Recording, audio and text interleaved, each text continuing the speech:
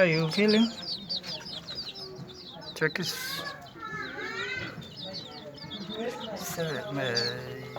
5 weeks, 5 weeks old chicks. The young,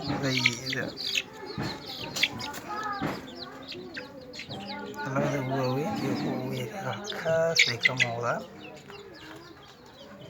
They need to depict. Inshallah ta'ala, some of them have been depicted last week, and some will depict within this month.